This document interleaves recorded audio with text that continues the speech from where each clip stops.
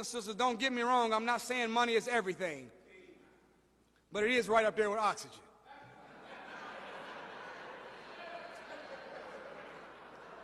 Did y'all hear me? It's not everything, but it is right up there with oxygen. In truth, look, be careful with people that think money is everything. Because most of the time when you find people that think money is everything, they're willing to do anything to get it. That means they'll lie, they'll steal, they'll cheat. You don't want to have that kind of alliance with people. Did y'all hear me? There's some things that money can't buy. See, we live in a sick world, brothers and sisters.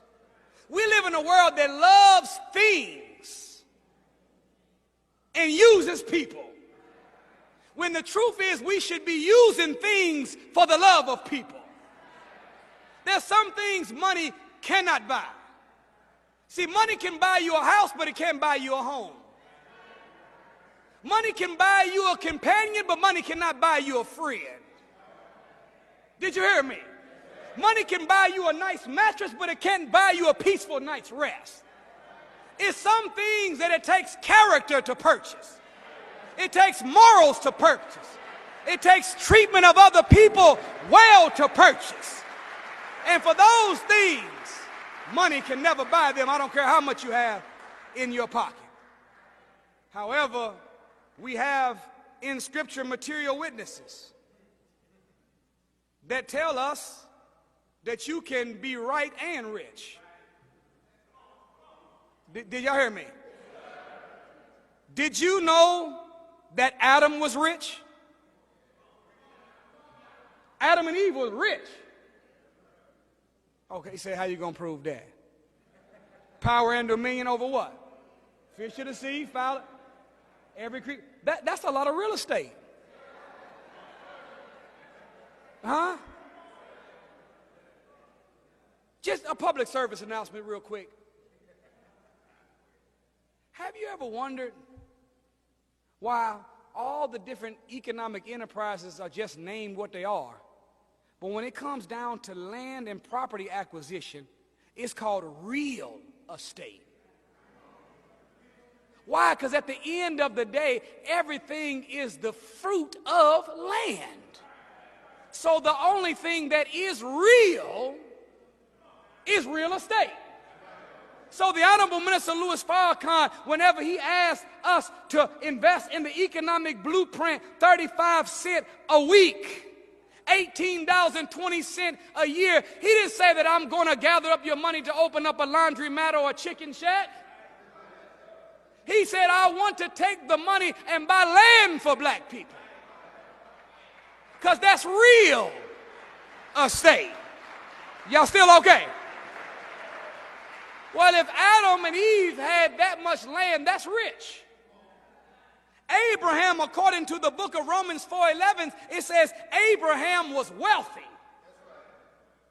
One verse in Genesis 13:2 says Abraham was very rich in livestock, silver, and gold. Job was rich. Come on, y'all. Remember the story of Job now. Job had to be sitting decent. No, just think about it for a second. His children lived with him, right? But according to the Bible, a storm came and wind blew the children's house down. Y'all didn't catch that. Job and his wife's house was straight. The children's house got blew down. That means that he wasn't on no regular residential cul-de-sac. Job didn't live in some little townhome or no two-flat. Job was on an estate. He was posted up. Job had so much, it says that Job was worried because he just had so much livestock and wealth. He was scared. Well, did you know the Honorable Elijah Muhammad said that Master Farad Muhammad would make us so rich that we would be embarrassed on how wealthy we were? Y'all thinking about that? It take a lot to embarrass black people now. Come on now. Don't nobody floss like we floss. We gonna buy a $500,000 car. That ain't good enough though. I got to put alligator seats in it. Huh? My brother in Indianapolis, Reggie Wayne, he got a Bentley. Y'all got your seatbelts on? This brother got chinchilla fur on the carpet of the floor. I said, man, do I need to take my shoes off before I get in your car or what? What I'm saying is it's going to take a lot to embarrass black people. But that's how wealthy that God is going to make us if we do it in the right way. Jesus was rich. We got two people that believe me. The rest of y'all think I'm tripping. Okay, let's see if we can prove it.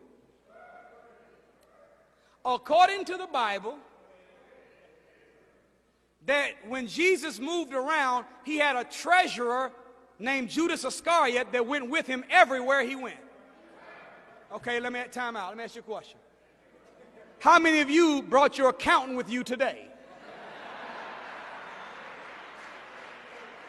See, the only time that you got to roll with your accountant is you got to be banked up.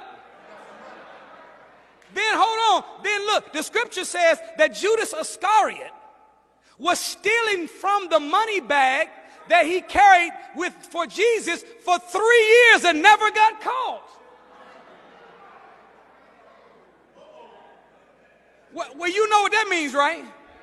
If all he had was 5 gold coins in there and one was missing, he's going to know somebody stole. The only way somebody could be taking something for 3 years and not get caught is when the little that they are skimming is so insignificant to the large amount that you're carrying that it don't even go notice. Jesus had some money. Y'all still all right? Then Jesus told his disciples, he said, look, if you're going to be my disciple, there's 3 things that you got to do. Number 1, you must deny yourself. We have to be willing to be sacrificial.